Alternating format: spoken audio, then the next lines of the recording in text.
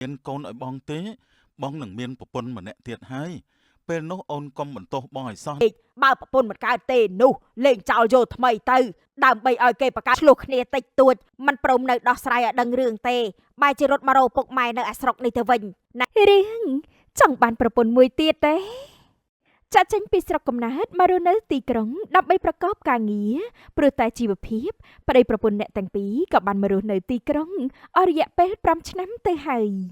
អ្នកទាំងពីរមានផ្ទះមួយព្រមទាំងរថយន្តមួយគ្រឿងចំពោះការធ្វើការអស់រយៈពេល5ឆ្នាំមកនេះប៉ុន្តែប្តីប្រពន្ធពួកគេមិនទាន់មានកូនឡើយទើបធ្វើឲ្យប្តីជាអ្នករអ៊ូរទាំឡើងតើអង្កាលទៅពួកយើងមានកូនអូនបងពិតជាចង់មានកូនខ្លាំងណាស់តើអូនអាចផ្ដល់ឲ្យបងបានទេពេលនេះជីវភាពគ្រួសារយើងបានធូរធារហើយដូច្នេះអូនគួរតែគិតគូរអំពីរឿងនេះឲ្យបងផងឲ្យខ្ញុំធ្វើយ៉ាងម៉េចទៅបងបើបំរុងនឹងមានគឺនឹងមានហើយតែខ្ញុំក៏មិនដឹងថាត្រូវធ្វើយ៉ាងណាឡើយដើម្បីឲ្យមានកូននោះបងគិតថាអូនគួរតែទៅពិនិត្យសុខភាពឲ្យបានទៀងទាត់ហើយបងត្រូវការមានកូនសម្រាប់បន្តតកូលបើមិនមានកូនឲ្យបងទេបងនឹងមានប្រពន្ធម្នាក់ទៀតហើយ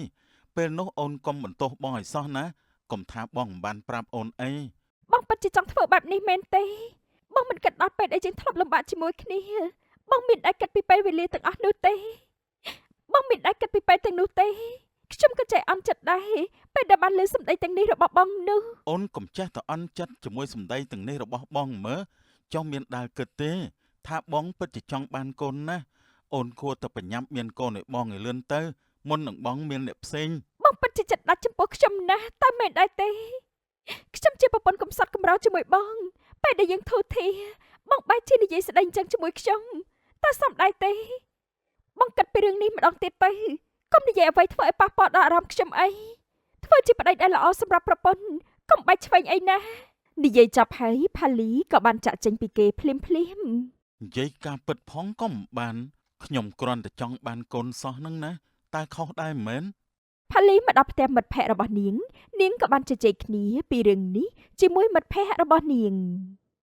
អញជួយគិតទៅមើលតើប្តីរបស់ខ្ញុំធ្វើបែបនេះតើត្រូវដែរទេគាត់និយាយដែលគ្មានក្រែងចិត្តខ្ញុំឡើយគាត់ចង់បានអ្នកថ្មីតែដែលខ្ញុំនេះកំពុងតែរស់នៅឡើយបើខ្ញុំស្លាប់បាត់នោះខ្ញុំមិនថាទេតែប្រពន្ធកំពុងតែរស់នៅធម្មតាជាមួយគ្នារាល់ថ្ងៃតែនិយាយនេះចង់ឲ្យខ្ញុំនេះស្លាប់ទាំងរស់មែនទេឯងកុំនិយាយអញ្ចឹងបើប្តីឯងអត់កើតលេងយកអ្នកថ្មីទៅបើគាត់និយាយស្ដីមិនគោរពដល់ទឹកចិត្តដែលឯងជាប្រពន្ធផងហ្នឹងតែថ្នមចិត្តគាត់ដើម្បីអីទៀតទៅកុំថាខ្ញុំជាមិត្តភ័ក្តិឯងនេះញុះញង់ឯងអីតែបើជាប្តីខ្ញុំវិញណាខ្ញុំដឹងតែលេងឲ្យដឹងដៃតែម្ដងហើយស្អប់ណាស់មិនចេះក្រែងចិត្តគ្នាទេអីជួនកាលការដែលមិនតាន់មានកូននេះមិនមែនជាកំហុសឯងទេប៉ុន្តែខ្ញុំគិតថាមកពីប្តីឯងទេមកទៅនោះចេះតែដើរបន្ទោសគេទៅរួចខ្ញុំក៏មិនដឹងដូចគ្នាតើវាមកពីមូលហេតុអ្វីនោះខ្ញុំក៏ពិបាកចិត្តដោយសារតែរឿងនោះដែរកុំ stress ពេកអីឯងគួរតែស្វែងរកពីមូលហេតុទៅតាមមើលទៅប្តីឯងនោះតើគាត់បានធ្វើស្អីខ្លះពីក្រោយខ្នងឯងប្តីខ្ញុំគាត់មិនមែនជាប្រភេទមនុស្សដែលធ្វើរឿងមិនល្អដល់ប្រពន្ធខ្លួនឯងនោះទេថាមិនត្រូវមើលមិនឃើញទេឯងគួរតែតាមសង្កេតប្តីឲ្យមែនទេទៅខ្ញុំដាស់តឿនឯងតែប៉ុណ្្នឹងទេរសាកំពុងតែនិយាយទូរស័ព្ទជាមួយឪពុកម្ដាយព្រមទាំងត្អូញត្អែពីរឿងគ្រួសារពងម៉ែតែខ្ញុំគួរតែធ្វើយ៉ាងណាបើប្រពន្ធខ្ញុំមិនទាន់មានកូនឲ្យខ្ញុំអញ្ចឹងនោះ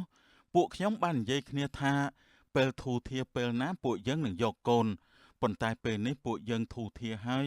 តែប្រពន្ធខ្ញុំនៅមិនទាន់អាចមានកូនឲ្យខ្ញុំទៀតពុកម៉ែជួយគិតខ្ញុំផងមើលពេលខ្ញុំនិយាយពីរឿងនេះជាមួយប្រពន្ធខ្ញុំពួកយើងតែងតែឆ្លោះប្រកែកគ្នាជានិច្ចកូនប្រុសយល់ចិត្តប្រពន្ធកូនបន្តិចទៅពេលខ្លះមិនមែនមកពីប្រពន្ធកូនទេហេតុផលអាចមកពីកូនឯងដូចគ្នា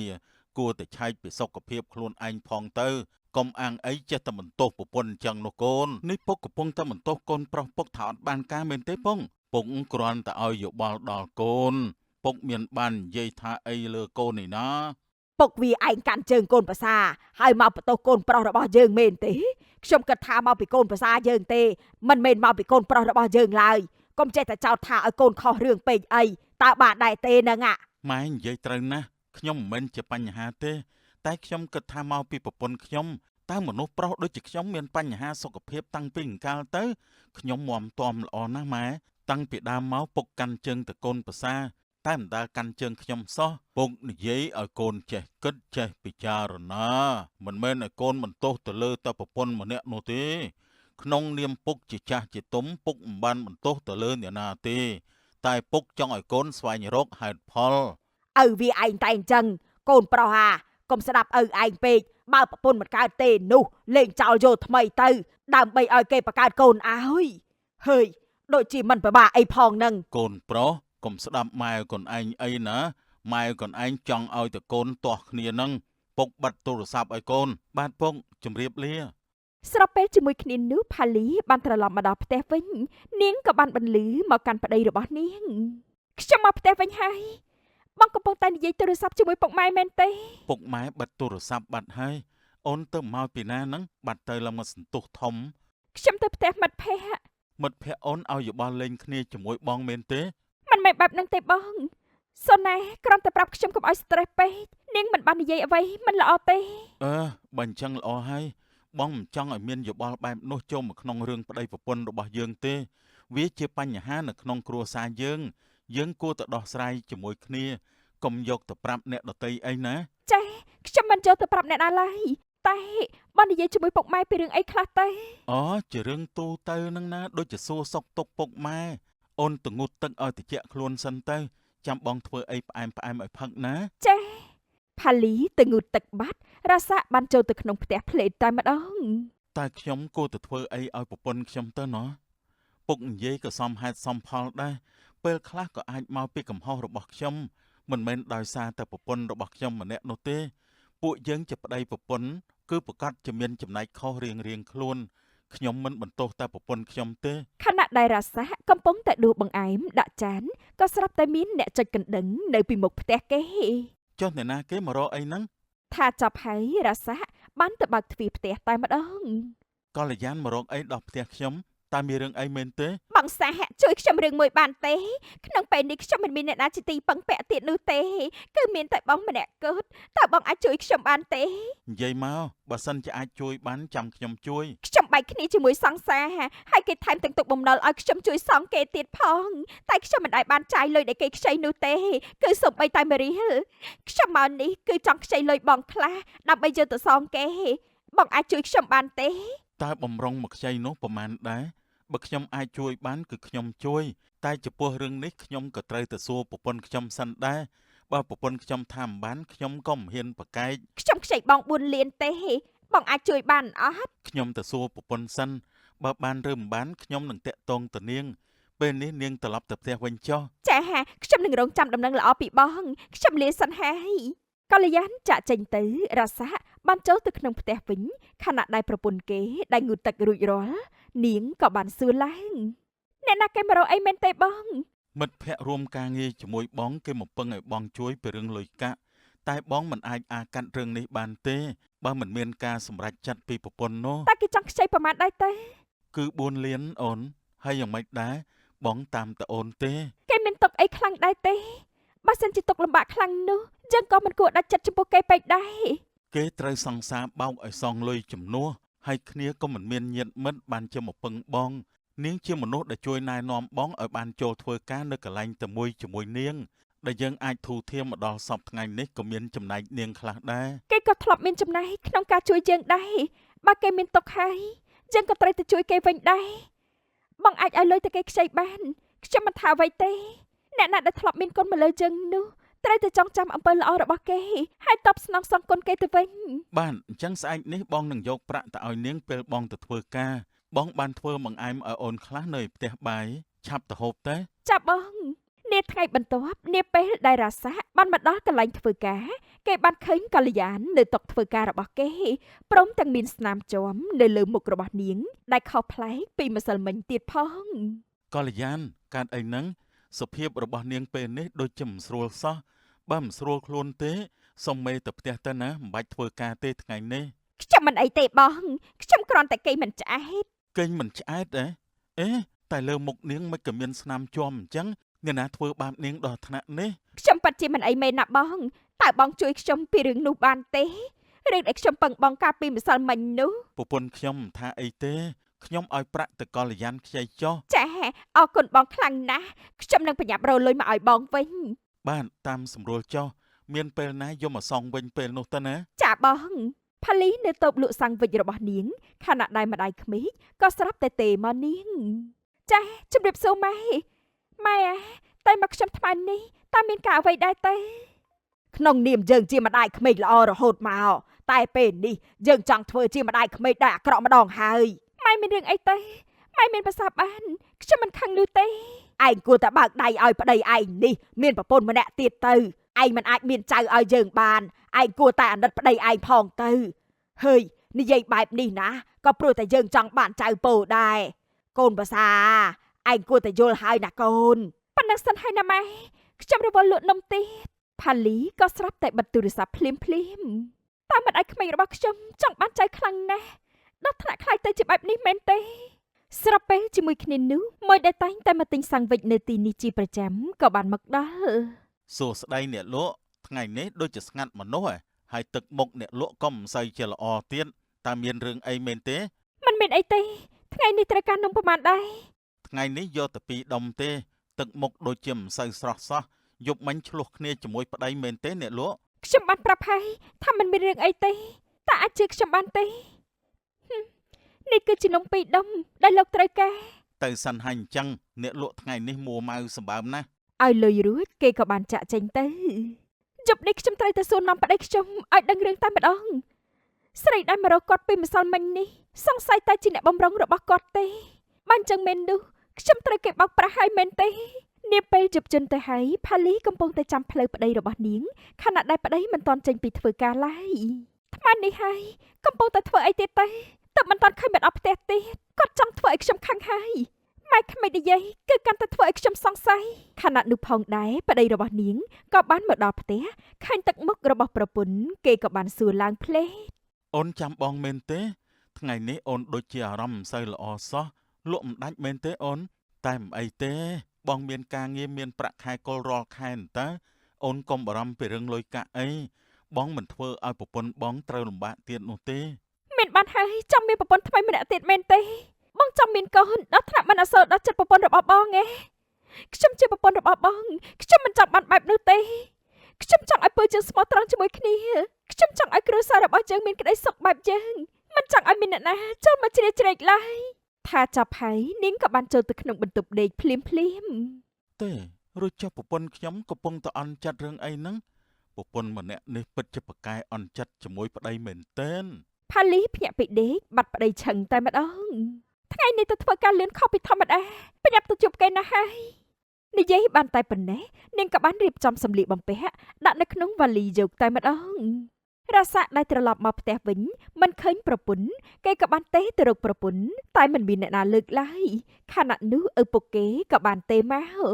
បាទពងកូនប្រុសប្រពន្ធឯងមកស្រុកពេលនេះកំពុងតែនៅផ្ទះឪពុកម្ដាយគេឯណោះរួចចុះកូនឯងមិនមកជាមួយគ្នាទេអីខ្ញុំអត់ដឹងថាប្រពន្ធខ្ញុំទៅស្រុកផងពងមិនអីទេចាំស្អែកចាំខ្ញុំទៅតាមប្រពន្ធខ្ញុំបញ្ញាប់មកកូនកុំធ្វើឲ្យប្រពន្ធឯងខឹងយូរពេកណាបាទពង ផាលីត្រូវបានម្ដាយស្ដីបន្ទោសខណៈដែលឪពុកក៏បានកាន់ជើងកូនស្រីឆ្លោះគ្នាតិចតួចមិនព្រមនៅដោះស្រាយឲ្យដឹងរឿងទេបែរជារត់មករកពុកម៉ែនៅអាស្រុកនេះទៅវិញណែអ្នកភូមិគេមើលស្រតែម្ដងគ្រាន់តែឃើញកូនមកស្រុកវិញតែម្នាក់ឯងចឹងគេដឹងក្លិនណាស់ថាប្តីប្រពន្ធឯងនេះច្បាស់ជាមានរឿងរកម្មប្រកោសជាមួយគ្នាចាក់ជាមិនខានឡើយម៉ែកាន់ជើងកូនប្រសែមិនកាន់ជើងខ្ញុំទេបើកូនខុសហាម៉ែទៅកាន់ជើងធ្វើអី កូនស្រីខ្ញុំមិនដែលខុសទេតែជាកូនប្រសាម៉ែវាឯងនឹងឯងដែលខុសមកលើកូនស្រីខ្ញុំបើមិនធ្វើអីឲ្យកូនខ្ញុំខឹងគិតតែកូនស្រីខ្ញុំនឹងមកស្រុកវិញបែបនេះមែនទេម៉ែវាឯងគួរតែរៀនកាន់ជើងកូនខ្លួនឯងខ្លះទៅកុំតែកាន់ជើងកូនប្រសាពេក កូនប្រាប់ពុកម៉ែមកតើមានរឿងអ្វីឲ្យប្រកាសទៅកូនខ្ញុំទៅសម្រាប់ហើយពុកម៉ែប្រញាប់ចូលទៅសម្រាប់ដែរទៅប្រយ័ត្នឈឺណាស់ផាលីបានទៅរកកន្លែងដេករបស់នាងភ្លាមពុកវាគិតដូចខ្ញុំទេថាកូនយើងកំពុងតែឆ្លោះគ្នាឬក៏អន់ចិត្តជាមួយគ្នាពីរឿងអ្វីមួយហើយ ច្បាស់ណាស់ថាកូនប្រសាម៉ែវាឯងធ្វើឲ្យកូនស្រីខ្ញុំអន់ចិត្តបើមិនអញ្ចឹងទេកូនស្រីយើងក៏មិនអាចមកដល់ទីនេះបានដែរ ខ្ញុំក៏មិនច្បាស់ដែរបើកូនស្រីយើងមិននិយាយអ្វីផងពីរឿងនោះ កូនស្រីយើងក្បាលរឹងអញ្ចឹងមែនតើ ថ្ងៃបន្ទាប់ផាលីបានមកលេងផ្ទះឪពុកម្ដាយក្មេករបស់នាងក៏ស្រាប់តែបន្លឺឡើងពេលឃើញកូនប្រសាស្រី មកហើយមែនទេកូនប្រសាឯងមកដោយមិននាំប្តីឯងមកជាមួយធ្វើឲ្យអ្នកភូមិយល់ច្រឡំហើយណែធ្វើអីមិនចេះគិតសោះ ម៉ែវាអើយកុំទៅនិយាយស្ដីអញ្ចឹងដាក់កូនប្រសាយើងអីកូនប្រសាយើងប្រហែលជាមានមូលហេតុអ្វីមួយហើយកូនប្រសាអាចនិយាយរឿងនេះប្រាប់ដល់ពុកម៉ែបានទេ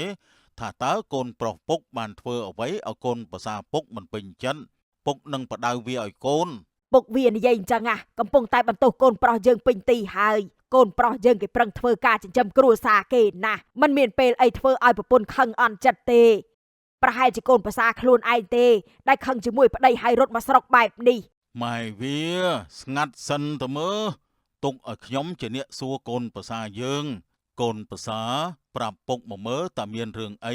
កូន ប្រហែលជាខឹងជាមួយខ្ញុំហើយដែលចង់ឲ្យនាងបើកចិត្តឲ្យទលាយដើម្បីកូនប្រុសយើងនេះយកប្រពន្ធមួយទៀតបង្កើតចៅឲ្យខ្ញុំនោះខណៈនោះរាសាដែលទៅតែមកដល់ក៏បានលឺសម្ដីទាំងនេះគេក៏បានបន្លឺឡើង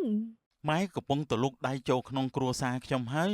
ម៉ែធ្វើដូច្នេះប្រៀបបីដូចជាឲ្យប្តីប្រពន្ធខ្ញុំបែកបាក់គ្នាអញ្ចឹង វាគឺជាការពិតម៉ែគ្រាន់តែចង់ឲ្យកូនមានអ្នកបន្តតកូលព្រោះថាប្រពន្ធកូនមកដល់ពេលនេះហើយនោះមិនតាន់មានកូនឲ្យឯងទៀតឯងគួរតែគិតគូរពីរឿងនេះឲ្យមែនទែនហើយប្រពន្ធឯងយកបានច្រើនទៀតបើម្នាក់មិនមានកូនឲ្យយកម្នាក់ទៀតទៅ ខ្ញុំយកប្រពន្ធតែម្នាក់ទេបើប្រពន្ធខ្ញុំមិនអាចបង្កើតកូនឲ្យខ្ញុំបានទេខ្ញុំក៏មិនអាចយកប្រពន្ធថែមទៀតបានដែរម៉ែនិយាយបែបនេះគឺជាយោបល់ធ្វើឲ្យប្តីប្រពន្ធខ្ញុំទាស់គ្នាណាប្រពន្ធគឺមិនអាចងាយរកបានទេម៉ែជាពិសេសគឺប្រពន្ធដែលដូចប្រពន្ធខ្ញុំអញ្ចឹងដែលស៊ូទ្រាំលំបាកជាមួយខ្ញុំមកជាច្រើនឆ្នាំទម្រាំតែពួកយើងបានធូរធាររហូតមកដល់សពថ្ងៃនេះខ្ញុំមិនអាចចេះតែធ្វើអ្វីតាមតែចិត្តខ្ញុំបានទេគឺខ្ញុំត្រូវគិតពីចិត្តពីអារម្មណ៍ប្រពន្ធខ្ញុំដូចគ្នាតោះអូនទៅផ្ទះពុកម៉ែអូនវិញ រាសានាំប្រពន្ធចាក់ចេញពីផ្ទះឪពុកម្ដាយគេភ្លាមបន្ទាប់ពីនិយាយស្ដីចោលឪវាស្ដាប់ទៅកូននេះរឹងក្បាលមែនខ្ញុំនិយាយមិនចេះស្ដាប់ទេ កូនគេនិយាយត្រូវហើយកុំទៅចេះលូកដៃក្នុងគ្រួសារគេអីរឿងគ្រួសារគេទុកឲ្យគេជាអ្នកសម្រេចចិត្តទៅ ផាលីប្រញាប់ចូលទៅក្នុងបន្ទប់របស់នាងភ្លេតស្របពេលដែលរាសាតាមទៅពីក្រោយឪពុកម្ដាយក៏សម្លឹងទាំងឆ្ងល់ផងដែរនៅក្នុងបន្ទប់មកតាមខ្ញុំធ្វើអីខ្ញុំមិនចង់និយាយជាមួយទេក្រែងបងជាអ្នកដែលចង់បានប្រពន្ធម្នាក់ទៀតទេឥឡូវកន្លះសម្ដីខ្លួនឯងហើយតាមមែនដែរទេ បងមិនបានកន្លះសម្ដីទេបងគ្រាន់តែងាកមកគិតពីសម្ដីអស់នោះវិញដែលបងបាននិយាយជាមួយអូនបងដឹងខុសហើយបងមិនគួរដែលទៅនិយាយស្ដីបែបនោះដាក់អូនទេវាក៏ជាកំហុសរបស់បងដូចគ្នាដែរដែលពួកយើងនៅតែមិនអាចមានកូនបានបងសន្យាជាមួយអូនបងមិនយកអ្នកណានោះទេក្រៅពីប្តីប្រពន្ធយើងបើសិនជាយើងមិនអាចមានកូនគឺយើងអាចចិញ្ចឹមកូនដែលយើងចង់ចិញ្ចឹមបានតើបងមិនធ្វើឲ្យប្រពន្ធដែលកំសត់កំរជាមួយបងតាំងពីដំបូងមកត្រូវមករងទុក្ខវេទនានៅពេលនេះទេបងមិនបដ ாய் ឲ្យអ្នកផ្សេងមកយកអ្វីដែលជារបស់អូនឡើយបងសន្យាក្នុងនាមជាប្តីនិងជាកូនប្រុសឈប់ខឹងបងទៅហើយយើងទៅផ្ទះយើងវិញទៅណានៅផ្ទះពុកម៉ែយូរពេកនាំតែរំខានដល់ពុកម៉ែទេ ជឿបងក៏បានព្រោះតាំងតែពីដើមមកបងមិនដែលធ្វើឲ្យខ្ញុំលំបាកនោះទេ បាទប្រពន្ធសម្លាញ់ លួងលោមប្រពន្ធបានសម្រេចអ្នកទាំងពីរក៏បានចាក់ចេញពីស្រុកកំណើតទៅកាន់ទីក្រុងវិញម្ដាយក្មេកក៏មិនបាននិយាយអ្វីទៀតពីរឿងចង់ឲ្យកូនប្រុសយកប្រពន្ធម្នាក់ទៀតតែជាច្រើនខែក្រោយមកផាលីក៏បានពោពោះដោយសារតែនាងនិងប្តីកាន់តែចោះសម្រងមិនកាត់ច្រើនដោយកាលពីកន្លងហើយអ្នកទាំងពីរក៏មានកូនសំតាមបំណងពិតមែន ស្រុកគេពេលនេះដីឯងគេកាត់យកអស់ទេដឹងមិនចេះមើលថែទ្រព្យសម្បត្តិសោះបានទៅកន្លែងភ្លើងពណ៌បែរជាភ្លេចស្រុកស្រែឯងជាមនុស្សដែលភ្លេចកំណើតខ្លួនឯងអីម៉ាឬក៏ជាសង្សារចាស់របស់នាងនិយាយឲ្យស្រួលបួលមកមើលខ្ញុំក៏ចង់ដឹងឲ្យច្បាស់ដែរហើយឯងជាអ្នកក្រៅមានសិទ្ធិអីមកចេះសួររឿងនេះយើងមិនធ្វើបាបឯងទេឲ្យតែឯងប្រាប់លេខកូដធនាគារនេះដល់យើងឆាប់ប្រាប់យើងមកបើឯងមិនចង់ទៅតាមម៉ែឪឯង មិនក៏ពូធ្វើអញ្ចឹងដាក់ខ្ញុំនោះខ្ញុំជាក្មួយរបស់ពូណា បើឯងចាត់ទុកយើងជាពូរបស់ឯងម្លេះឯងព្រម រឿងពីម៉ាត់ជាគូស្វាមីភរិយា មេឃភ្លៀងយ៉ាងខ្លាំងព្រមជាមួយខ្យល់ដែលបក់ខ្លាំងដូចគ្នាផងដែរនារីម្នាក់កំពុងតែទទួលឆាតដែលយូវ៉ាលីដើរត្រឡប់មកផ្ទះនៅឯស្រុកកំណើតវិញបន្ទាប់ពីចាក់ចេញពីស្រុកកំណើតនេះអស់រយៈពេល3ឆ្នាំនាងបានដើរចូលនៅក្នុងផ្ទះស្របពេលជាមួយគ្នានោះក្នុងផ្ទះនេះមិនមានអ្នកណាទៀតឡើយគឺមានតែរូបថតឪពុកម្ដាយរបស់នាងដែលបានចែកឋានទៅពុកម៉ែខ្ញុំមកដល់ផ្ទះវិញហើយមកនៅផ្ទះរបស់យើងវិញមកថែរក្សាពុកម៉ែផងដែរអេម៉ាចាប់ផ្ដើមសម្អាតផ្ទះរបស់នាងនាពេលយប់យន់មេឃចាប់ផ្ដើមរាំងភ្លៀងអេម៉ាបើកភ្លើងបំភ្លឺពេញផ្ទះអ្នកចិត្តខាងក៏បានមកឃើញនិងបានសួរឡើងទាំងភ្ញាក់ផ្អើលថាមីអូនមកផ្ទះវិញតាំងតែពីពេលណានឹងក្មួយខ្ញុំមកវិញថ្ងៃមិញនេះណាមិញគឺពេលមេឃនៅភ្លៀងខ្លាំងបានមកនៅស្រុកយើងវិញអញ្ចឹងល្អណាស់ក្មួយមានរឿងអីអ្នកភូមិអ្នកស្រុកយើងជួយបានទាំងអស់មិនដូចជានៅទីក្រុងទេយើងមិនមានសាច់ញាតិបងប្អូននៅទីនោះឡើយវារៀងពិបាកបន្តិចហើយណាចាំមិញនៅទីនោះគឺពិបាកបន្តិចមែនព្រោះថាមិនមានសាច់ញាតិក្បែរសុទ្ធតែជាអ្នកដទៃទាំងអស់គេគិតគូរទៅរឿងធ្វើការរស់ស៊ីរបស់គេទេមិនមានពេលយកចិត្តទុកដាក់ជាមួយអ្នកក្រៅច្រើនឡើយអ្នកទីក្រុងគេប្រឹងរស់ស៊ីវាមិនដូចនៅស្រុកស្រែទេដែលងាកទៅណាក៏ញាតខ្វះខាតអីរកគ្នាបានមកស្រឡាញ់ឯនៅទីក្រុងវិញខ្វះខាតអីងាកទិញតែម្ដងណែក្មួយបាយទឹកហើយនៅហ្នឹងបើថាមិនតាន់ហើយទេក្មួយអាចមកបាយនៅផ្ទះមិញបានចាំមិញខ្ញុំហូបហើយអរគុណណាស់ណាមិញដែលបានសួរនាំនោះមិញចូលក្នុងផ្ទះសិនហើយអញ្ចឹងនោះចាំមិញអេម៉ាបំរុងចូលផ្ទះវិញមិត្តភ័ក្តិរបស់នាងក៏បានជិះកង់មកពីចម្ងាយនិងបានស្រែកហៅនាងលន់រន្ទឺតែម្ដងអេម៉ាមកតាំងពីអង្កលហេតុអីមិនទៅរកខ្ញុំពេលឯងមកពីស្រុកឯងចង់លេងរាប់អានខ្ញុំហើយហ៎បានជាមិនទៅរកខ្ញុំបែបនេះបើថាចង់ឈប់រាប់អានខ្ញុំនិយាយប្រាប់ខ្ញុំត្រង់ក៏បានដែរខ្ញុំមិនថាអីទេមកវិញហើយតែមិនទៅរកគ្នាតល់តែសោះពិតជាធ្វើឲ្យខ្ញុំខកចិត្តណាស់ដែលមានមិត្តភ័ក្តិបែបនេះបើឯងមិនចង់រាប់អានខ្ញុំទេក៏មិនចាំបាច់រាប់ដែរឯងនិយាយតែខ្លួនឯងតែឯងដូចមនុស្សឆ្កួតអ្នកណាថាឈប់រាប់អានឯងទេណែមកចូលក្នុងផ្ទះសិនមកកាត់យប់អញ្ចឹងព្រោះតែចង់មករកខ្ញុំមែនទេឬក៏មានការអ្វីជាមួយអ្នកផ្សេងមែនទេខ្ញុំមកទីនេះព្រោះតែលឺអ្នកភូមិនិយាយថាឃើញឯងបានជាខ្ញុំមករកផ្ទះឯងទាំងយប់ហ្នឹងខ្ញុំនឹកឯងបានជាខ្ញុំមករកឯងបាត់ទៅអស់រយៈពេល3ឆ្នាំមិនមកលេងស្រុកកំណើតសោះអ្នកភូមិគេភ័យគ្រប់គ្នាថាឯងអាចនឹងមានរឿងអីមួយហើយខ្ញុំមិនមានរឿងអីទេចូលក្នុងផ្ទះសិនមកសាឈូកនិងអេម៉ាក៏បានចូលទៅក្នុងផ្ទះផ្លេតពូមីងបានចែកឋានទៅយូរហើយឯងវិញក៏ចាក់ចេញពីស្រុកកំណើតព្រោះតែបាត់បង់ពួកគាត់ទាំងពីរនាក់រស់នៅស្រុកកំណើតគ្មានវត្តមានឪពុកម្ដាយក៏ពិតជាឯកោខ្លាំងណាស់ខ្ញុំមិនចង់ប្រឈមជាមួយនឹងអារម្មណ៍មួយនេះទេវាធ្វើឲ្យខ្ញុំពិបាកទទួលយល់ណាស់ពេលដែលគ្មានពួកគាត់ទាំងពីរនោះខ្ញុំយល់អារម្មណ៍មួយនេះរស់នៅអត់ពីឪពុកម្ដាយគឺពិបាកណាស់ពេលឃើញគ្រួសារគេជុំគ្នាកាត់ចិត្តចំណែនផ្លែតហេតុអីក៏គ្រួសារយើងមិនអាចជួបជុំគ្នាដូចជាគ្រួសារគេតែឯងអាចរកគ្រួសារថ្មីបានតានិយាយឲ្យចំគឺរកប្តីដើម្បីកុំឲ្យឯងឯកាយកប្តីទុកឲ្យគេមើលការខុសត្រូវឯងម្ដងខ្ញុំមិនតន់ចង់បានប្តីទេហើយក៏មិនដឹងថាខ្លួនឯងត្រូវចិត្តជាមួយអ្នកណាទេបើមិនដឹងថាត្រូវចិត្តជាមួយអ្នកណាទេសាកមកមើលចិត្តគ្នាជាមួយខ្ញុំម្ដងទៅមើលឯងនឹងបានដឹងថាវាលើសពីត្រូវចិត្តឯងទៅទៀតយកល្អក៏យកខ្ញុំនេះធ្វើជាប្តីឯងទៅព្រោះខ្ញុំដឹងពីរបៀបមើលថែឯងបានយ៉ាងល្អត្រឹមត្រូវជាងអ្នកឆ្ងាយដែលគេមិនដឹងពីឯងសោះនឹងធ្វើឲ្យឯងពិបាកវេទនាចិត្តព្រោះតែគេចប់ហើយណែទៅផ្ទះឯងវិញចាស់ខ្ញុំចង់ដេកហើយណែឯងទៅដេកផ្ទះឯងវិញចាស់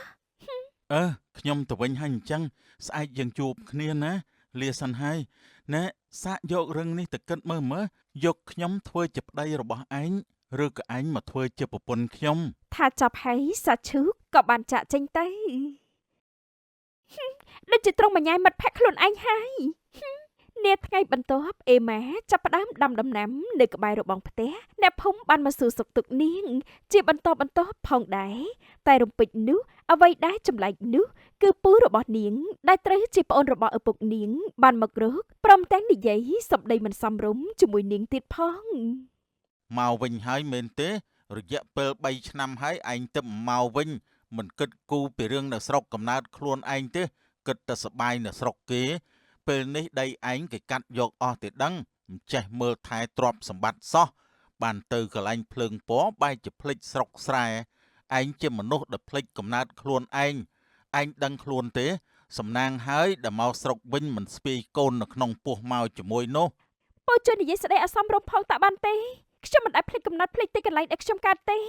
ខ្ញុំមិនបានមកលេងស្រុកព្រោះតែពុកម៉ែខ្ញុំមិននៅគាត់ទាំងពីរចែកឋានអស់ហើយខ្ញុំមកវិញក៏មិនមានអីពិសេសដែរ ចំណែកយើងដែលជាពូឯងមិនពិសេសទេអីណាយើងក៏ធ្លាប់ចិញ្ចឹមឯងតម្រាំតែឯងធំមកប៉ុណ្ណេះដែរវាមិនមែនជារឿងដែលងាយស្រួលទេគួរតែមកស្រុកវិញមកសងគុណយើងបើថាមិនបានមកស្រុកវិញទេគួរតែផ្ញើប្រាក់ឲ្យយើងជារៀងរាល់ខែក្នុងនាមយើងជាពូដែលធ្លាប់ចិញ្ចឹមបីបាច់ឯងដែរ ខ្ញុំអាចផ្ដល់ប្រាក់ឲ្យពូពេលដែលខ្វះខាតបានតែមិនអាចផ្ដល់បានជារៀងរាល់ខែទេខ្ញុំត្រូវការចិញ្ចឹមខ្លួនឯងផងដែរ ឯងនេះល្មិលគុណណាស់មើលទៅមុខឯងក៏អាចដឹងបានដែរថាមនុស្សឯងគឺបែបនេះមិនចេះដឹងគុណនរណាគេទេ ថាចាប់ហើយអ្នកដែលជាពូក៏បានចាក់ចេញទៅតែគាត់កាត់អីបានជាក្តៅក្រហាយជាមួយខ្ញុំយ៉ាងនេះអេម៉ាទិញកង់ជិះចាក់ចេញពីផ្ទះរបស់គេភ្លេតនាងបានដើរមកដល់ផ្ទះមីងរបស់ខាងម្ដាយរបស់នាងជំរាបសួរមីងអេម៉ានតើមកតាំងតែពីពេលណានឹងក្មួយឯងមិននៅស្រុកយើងវិញឬក៏ក្រន់មកលេងនឹងខ្ញុំមិននៅស្រុកវិញណាមីងខ្ញុំមកដល់ពេលម្សិលមិញនេះក៏ព្រោះតែអស់កម្លាំងពេកមិនបានមករកមិញពីម្សិលមិញនឹងណាសម្រាប់ឲ្យមានកម្លាំងសិនចោះហើយចាំចេញដើរណាក្មួយឯងបាត់ទៅជាច្រើនឆ្នាំធ្វើឲ្យមីងបារម្ភណាស់មិនដឹងថាសុកទុកក្មួយយ៉ាងណាយ៉ាងណីហើយទេខ្ញុំសុខសប្បាយតែមីងតែពុកខៀងនោះហេតុអីក៏គាត់ទៅរករឿងខ្ញុំពីរឿងលុយកាក់ម្លេះព្រមទាំងនិយាយស្ដីពីសម្ដីមិនល្អជាមួយខ្ញុំទៀតផងគាត់នឹងគឺជាពាក់គេមនុស្សជាពាក់គេណាដើរមួម៉ៅថាឲ្យអ្នកនេះថាឲ្យអ្នកនោះអត់ឈប់ទេកំហុសមកពីខ្លួនឯងខ្ចីខាងនេះផងខ្ចីខាងនោះផងអត់ឈប់ឈោសោះពេលដែលជាពាក់គេជំទឹះបែបនេះតាំងដើររោរឿងកូនចៅហើយណែក្មួយកុំឲ្យលុយខ្ចីអសោះណាក្មួយតែខ្ចីហើយគឺមិនសងទេពិសេសណាកុំទៅធានាអីឲ្យគាត់នោះចាំមីងខ្ញុំដឹងហើយនៅហូបបាយជាមួយមីងដឹងហើយមីងធ្វើមកហូបឲ្យច្រើនសម្រាប់ឯងណាចាអរគុណណាស់ណាមីងអេម៉ាបន្ទាប់ពីបាយទឹកជាមួយម្ដាយមីងរួចនាងក៏បានចាក់ចេញពីផ្ទះរបស់ម្ដាយមីងមកដល់ផ្ទះមេភូមិវិញម្ដងជំរាបសួរពូមេភូមិ ក្មួយអេម៉ាទេអីចូលមកក្នុងមកក្មួយ ពូមេភូមិសុខសប្បាយដែរទេ ពូសុខសប្បាយទេក្មួយបាត់មុខយូរហើយពូបារម្ភណាស់ឪពុកក្មួយផ្ដាំពូឲ្យជួយមើលថែក្មួយតែក្មួយបែរជាចេញបាត់ពីស្រុកកំណើត ខ្ញុំទៅធ្វើការនៅឯទីក្រុងណាពូនៅទីនេះមិនសូវជាមានការងារធ្វើឡើយពូក៏ដឹងដែរ ពូដឹងថានៅកន្លែងគេមិនស្រួលដូចជានៅផ្ទះយើងទេ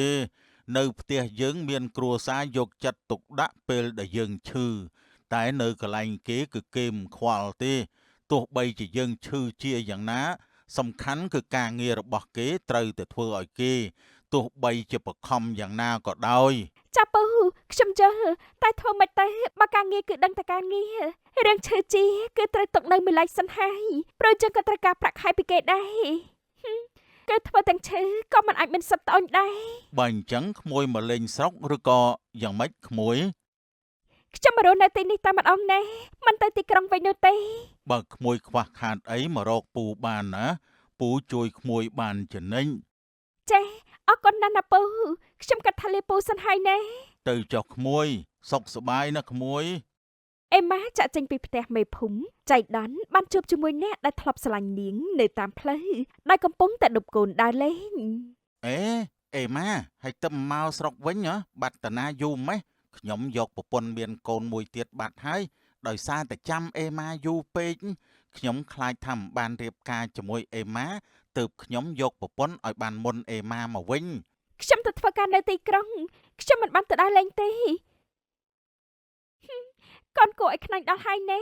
មើលថែប្រពន្ធកូនឲ្យបានល្អផងកុំខលខូចអសោះណែ ខ្ញុំមានប្រពន្ធកូនបែបនេះហើយគឺខ្ញុំចេះកែហើយខ្ញុំមិនខលខូចនោះទេខ្ញុំខ្លាចប្រពន្ធកូនខ្ញុំរងទុក្ខដូច្នេះហើយខ្ញុំមិនធ្វើទង្វើទាំងអស់នោះជាដាច់ខាត ចែកកែខ្លួនល្អណាស់អញ្ចឹងខ្ញុំទៅសិនហើយណែអេម៉ាត្រឡប់មកដល់ផ្ទះវិញមេឃងងឹតល្មមខណៈដែលសាឈឺកំពុងតែរងចាំនាងនៅឯផ្ទះរបស់នាងផងដែរ ថ្មនេះទៅហើយឯងទៅមកពីណាខ្ញុំចាំឯងមកសន្ទុះធំទៅហើយឯងដើរគ្រប់ផ្ទះមែនទេ ខ្ញុំគ្រាន់តែទៅសួរសុខទុក្ខអ្នកភូមិនឹងណាខ្ញុំចេញពីស្រុកយូរហើយបើមិនឲ្យចេញទៅសួរសុខទុក្ខអ្នកភូមិខ្លះនោះគឺមិនបានទេ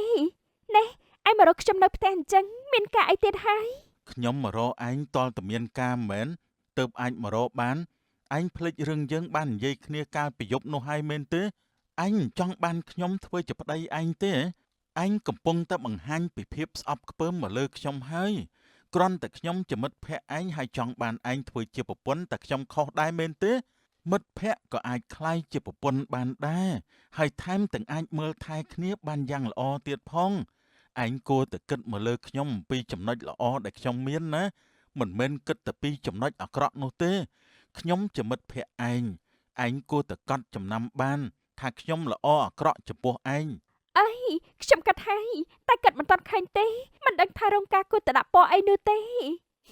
ងនិយាយបែបនេះបានន័យថាឯងព្រមទទួលខ្ញុំធ្វើជាប្តីរបស់ឯងហើយមែនទេ ខ្ញុំនិយាយប៉ុណ្ណឹងហើយឯងចង់ឲ្យខ្ញុំនេះបញ្ជាក់បែបណាជាមួយឯងទៀតទេចាំជាខួរក្បាលអន់មែន បើអញ្ចឹងមែនល្អណាស់ខ្ញុំនឹងប្រាប់ពុកម៉ែខ្ញុំអំពីរឿងនេះដើម្បីឲ្យគាត់បានដេញពលាការពួកយើង ខ្ញុំចូលបដាការថ្លៃណែកុំភ្លេចថ្លៃបដាការទាំងនោះណែ បើកាត់កងខ្លះបានអត់ព្រោះថាឯងខ្ចីលុយខ្ញុំមិនដែលសងផងបើកាត់កងទៅក៏ច្រើនគួរសមដែរណា ណែឈប់និយាយពីរឿងនេះទៅខ្ញុំមិនកាត់កងអីទាំងអស់ណែបើឯងមិនព្រមទេអញអាចដើរចេញទៅបាននោះគឺជាផ្លូវដែលឯងត្រូវដើរចាក់ចេញ គ្រាន់តែលោលេងផងក៏មិនបានដែរខ្ញុំមិនកាត់កងទេតែចាំខ្ញុំកាត់កងពេលយើងរៀបការរួចពេលនោះឯងនឹងបានដឹងពីលទ្ធផលដែលឯងខ្ចីលុយខ្ញុំមិនសងហើយ និយាយច្រើនណែខ្ញុំចូលក្នុងផ្ទះហើយមានការអីណែចាំនិយាយជាមួយប្តីខ្ញុំពេលដែលរៀបការរួចចាស់ ខ្ញុំនឹងនិយាយជាមួយប្រពន្ធខ្ញុំពេលរៀបការរួចពេលនេះនិយាយជាមួយមិត្តភ័ក្តិសិនចុះទៅផ្ទះសិនហើយណាទៅប្រាប់ពុកម៉ែដើម្បីឲ្យគាត់ត្រៀមខ្លួនមកទៅដឹងប្រពន្ធឲ្យខ្ញុំ ថាចាប់ហើយសាច់ឈឺបានចាក់ចេញទៅអើយពេលមិត្តភ័ក្តិខ្លាចទៅជាប្តីប្រពន្ធណោះនាថ្ងៃបន្ទាប់គ្រួសាររបស់សាច់ឈឺបានមកស្ដីដណ្ដឹងអេម៉ាពិតមែនដោយមានម្ដាយមីងអេម៉ាជាចាស់ទុំទៀតផង ខ្ញុំដឹងជាថាម៉េចទេមិត្តភ័ក្តិគ្នាសុកសោះកូនប្រុសខ្ញុំក៏ប្រាប់ឲ្យខ្ញុំមកស្ដីទៅដឹងក្មួយអេម៉ាអ្នកគិតយ៉ាងម៉េចដែរអំពីរឿងនេះនោះ ខ្ញុំក៏ហួសចិត្តដែរកូនប្រុសស្រឡាញ់មិត្តភ័ក្តិខ្លួនឯងធ្លាប់តែឃើញនឹងឮគេនិយាយថាមិត្តភ័ក្តិមិនអាចខ្លាយទៅជាស្នេហាបានទេតែកូនប្រុសខ្ញុំនេះណាស់ចំណេះតតែបានមកយកមិត្តភ័ក្តិខ្លួនឯងអើយអ្នកគិតយ៉ាងណាទៅយើងផ្សារសាច់ផ្សារឈាមជាមួយគ្នានេះឪពុកម្ដាយក្មួយអេម៉ាទៅអស់ហើយគឺនៅតែអ្នកទេដែលជាចាស់ទុំនោះអ្នកអើយខ្ញុំក៏មិនទុកដែរក្មួយខ្ញុំប្រាប់រួចហើយណាថាគេព្រមទទួលយកកូនប្រុសអ្នកយើងជាចាស់ទុំយើងក៏មានតែសម្របតាមក្មេងៗគេណាចេះគិតគូរពីរឿងគេជាងយើងឆ្ងាយណាស់សម័យនេះអ្នកណាចេះគិតគឺដាច់ណាត់តែម្ដងហើយគឺខ្លាំងជាងយើងទៀតណា គំនិតគេដើរលឿនតាមសម័យកាលដែរហ្នឹងណាអ្នកបើអញ្ចឹងយើងទៅរើសពលារៀបមង្គលការឲ្យពួកគេតែម្ដងទៅ នាពេលថ្ងៃរសៀលរថយន្តមួយគ្រឿងក៏បានមកឈប់នៅមុខផ្ទះអេម៉ាពេលនោះសាច់ឈឺក៏បានសួរនាំ មករកអ្នកណាដែរបងប្រុសខ្ញុំមករកអេម៉ាផ្ទះនេះជាផ្ទះរបស់អេម៉ាមែនទេបាទតើមានការអីជាមួយអេម៉ាបងខ្ញុំប្រាប់តែខ្ញុំមករកអេម៉ាហើយឯងជានរណាបានជាម្ចេះដឹងមកសួរខ្ញុំដែរនោះខ្ញុំជានរណាអត់មានសំខាន់ទេបងតែខ្ញុំមានសិទ្ធិសួរនាំពីរឿងនេះដែលមានតាក់ទងជាមួយនឹងអេម៉ាខ្ញុំមករកសង្សារខ្ញុំតែខុសដែរមែនកុំចេះមកសួរនាំខ្ញុំពេកខ្ញុំគ្រាន់តែចង់ជួបអេម៉ាតែប៉ុណ្ណោះទេជាសង្សាររបស់អេម៉ាឬក៏ជាសង្សារចាស់របស់នាងនិយាយឲ្យស្រួលបួលមកមើលខ្ញុំក៏ចង់ដឹងឲ្យច្បាស់ដែរហើយឯងជាអ្នកក្រៅមានសិទ្ធិអីមកចេះសួររឿងនេះខ្ញុំបានប្រាប់ថាខ្ញុំមករកអេម៉ាមិនមែនមករកឯងនោះទេអេម៉ាមិននៅផ្ទះទេទាល់តែមកសន្ទុះទៀតទៅនាងមកដល់រងចាំបានឬក៏អត់ខ្ញុំមិនដឹងនោះទេហើយឯងចេតនាមិនក៏នៅផ្ទះអេម៉ាបែបនេះជាបងប្រុសរបស់អេម៉ាមែនទេបងប្រុសហ៎ខ្ញុំមិនមែនជាបងប្រុសនាងទេតែខ្ញុំជាអ្វីផ្សេងដែលលើសពីពាក្យថាបងប្រុសទៅទៀតហើយខ្ញុំក៏មិនមានរឿងអីដែលត្រូវបញ្ជាក់ប្រាប់ឯងដូចគ្នាថាខ្ញុំចេតនាដែរជាប្រុសថ្មីរបស់អេម៉ាមែនទេប្រហែលជាដូចអីដែលខ្ញុំគិតមែនហើយឯងជាប្រុសថ្មីរបស់នាងនិយាយស្ដីអីត្រូវចេះឲ្យតម្លៃនិងគោរពមនុស្សស្រីផងកុំនិយាយថាប្រុសថ្មីប្រុសចាស់វាមិនពិរោះស្ដាប់ទេឯងមករកអេម៉ាក្នុងគោលបំណងរករឿង មិនមែនមករកនាងក្នុងគោលបំណងល្អនោះទេបើដូច្នេះតដាលចាក់ចេញពីទីនេះទៅកុំនៅឲ្យនាងបានឃើញមុខនឹងក្អួតទៀតឯងការពារហួងហែងណាណោះតាមមើលទៅទំនាក់ទំនងពួកឯងច្បាស់ជាមិនមែនត្រឹមតែជាអ្នកចិត្តខាងទេតើអេម៉ានៅឯណាខ្ញុំត្រូវការនិយាយជាមួយនាង ស្របពេលជាមួយគ្នានោះអេម៉ាមកដល់ផ្ទះព្រមទាំងសួរឡើងតាមមានរឿងអីហ្នឹងឧត្តមមកផ្ទះខ្ញុំមានការអីទៅមិនក៏លោកមកទីនេះ អេម៉ាខ្ញុំមានរឿងចង់និយាយជាមួយគឺរឿងរបស់ពួកយើងទាំងពីរនាក់ គ្មានឡើយពេលថារឿងពួកយើងទាំងពីរនោះព្រោះថាខ្ញុំមិនបានពាក់ព័ន្ធអ្វីជាមួយលោកទេពួកយើងចាប់គ្នាយូរមកហើយគ្មានរឿងអីដែលចង់និយាយឡើយ តែខ្ញុំនៅតែត្រូវការនាងពួកយើងវិលមកដូចដើមវិញទៅបានទេខ្ញុំនឹងកែប្រែកំហុសដែលធ្លាប់សាងនិងមិនធ្វើទង្វើទាំងនោះម្ដងទៀតទេខ្ញុំមិនធ្វើឲ្យអេម៉ាស្រក់ទឹកភ្នែកព្រោះតែខ្ញុំធ្លាប់ក្បត់មានអ្នកថ្មីទេលើកលែងឲ្យខ្ញុំទេពួកយើងត្រឡប់មកដូចដើមវិញទៅណា អត់ទេខ្ញុំមិនអាចដូចដើមឡើយគឺមិនអាចដូចដើមជាមួយមនុស្សដូចជាលោកទេចាប់គឺចាប់ហើយណែគឺគ្មានថ្ងៃអាចត្រឡប់ដូចដើមវិញឡើយខ្ញុំអាចលើកលែងចំពោះកំហុសឆ្គងដែលអចេតនាតែទង្វើក្បត់នោះមិនមែនជាអចេតនាទេណែគឺជាជំរឿនដែលលោកជ្រើសរើសក្បត់ជាមួយខ្ញុំមិនបកក្រោយទេចេញពីផ្ទះខ្ញុំទៅបានហើយយើងជាអ្នកដតីយូរណាស់មកហើយណែ នាងពិតជាចិត្តដាច់ជាមួយខ្ញុំមែននាងមិនអាឡ័យខ្ញុំសូម្បីតែបន្តិចទេ ណែអាឡ័យធ្វើអីទេបើមនុស្សក្បត់ហ្នឹងឲ្យខ្ញុំនៅអាឡ័យជាមួយមនុស្សក្បត់គឺខ្ញុំធ្វើមិនបាននោះទេចាក់ចេញពីផ្ទះខ្ញុំក្នុងពេលនេះភ្លាមទៅ នាងនិយាយដូចនេះចំពោះខ្ញុំព្រោះតែនាងមានគេម្នាក់នេះខ្ញុំដឹងហើយបើនាងមិនមានថ្មីទេនាងក៏មិនធ្វើដូចនេះចំពោះខ្ញុំដែរនាងនឹងគេមិនស័ក្តិសមនឹងគ្នាទេខ្ញុំទៅហើយរឿងយើងចាប់ត្រឹមនេះក៏បានដែរយកអ្នកក្រុងឲ្យឡើងកលិបមិនយកទេនៅតែដជាមួយអ្នកស្រែដូចគ្នានេះទៅអ្នកស្រែដូចខ្ញុំតើវាយ៉ាងម៉េចខ្ញុំមិនបានធ្វើបាបជិះជាន់នរណាផងតើអ្នកស្រែដូចខ្ញុំធ្វើអីប៉ះពាល់ដល់ឯងមែនទេនៅមិនស្ងប់ទៅខ្លួនឯងសោះមករករឿងគេដល់ផ្ទះពេលគេតបតវិញតាំងថាគេនេះធ្វើបាបមិនបាច់និយាយជាមួយយើងទៀតទេយើងទៅហើយ ថាចាប់ហើយគេក៏បានចាក់ចេញទៅ សង្សារចាស់របស់អូនពិតជាមនុស្សមិនស្គាល់ល្អអាក្រក់មែនហើយមិនបានជាអូនមានសង្សារចាស់ប្រភេទបែបនេះ កុំនិយាយពីគេទៀតអីណែបែរណាបងទៅផ្ទះវិញទៅចង់នៅផ្ទះខ្ញុំដល់ថ្មណាទៀតមានផ្ទះសម្បែងដែរសោះមិនក៏មិនទៅអញ្ចឹងនៅតែផ្ទះគេតកើតដែរ បងនៅផ្ទះគូទៅដឹងបងសោះតែខុសដែរអ្នកដតីគេដឹងលឺហើយថាយើងទាំងពីរជាគូទៅដឹងតើមានអ្នកណានឹងស្ដីថាឲ្យទៀតនោះអូនកុំទៅខ្វល់ពីសម្ដីគេអីណាសំខាន់គឺលើយើងតាប្រហែលខែទៀតយើងដល់ពេលរៀបការហើយ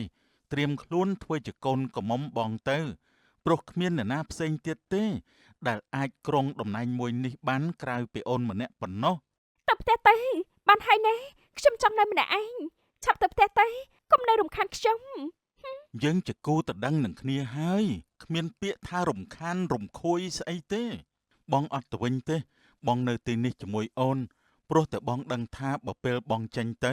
អូននឹងយំជាជាមិនខានទេបងនៅទីនេះកំដរអូនបងកំដរអូនមិនឲ្យនឹកអ្នកណាក្រៅពីបងទេទោះបីជាអូននៅនឹកអ្នកចាស់ក៏បងមិនខ្វល់ព្រោះគេត្រឹមតែជាអ្នកចាស់គេត្រឹមបានអនុស្សាវរីយ៍តែបងបានភាពបច្ចុប្បន្នប្រើជីវិតគូរស់នៅជាមួយអូនមិនមែនជាអ្នកចាស់ឡើយបំណាច់ថាដាច់គ្នាហើយទោះបីជានៅនឹកគេ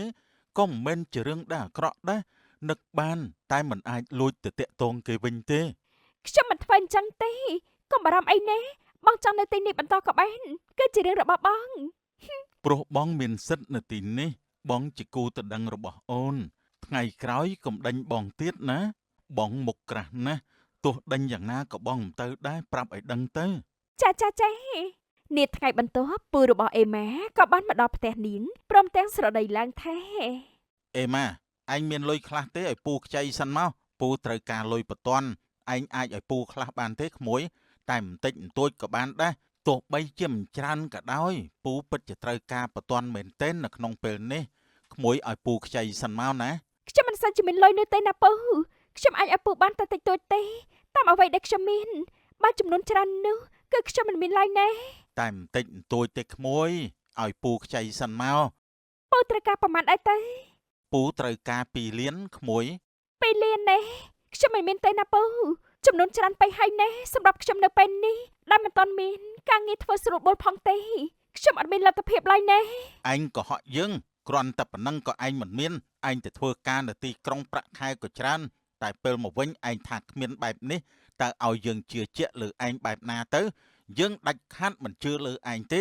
ឆាប់ឲ្យមកឲ្យយើងនិយាយដដែលជាមួយឯងអីពូខ្លួនឯងសោះធ្លាប់មើលថែឯងពេលឯងនៅពីតូចពេលនេះធំហើយឯងដោះស្លាប់ហើយមែនទេ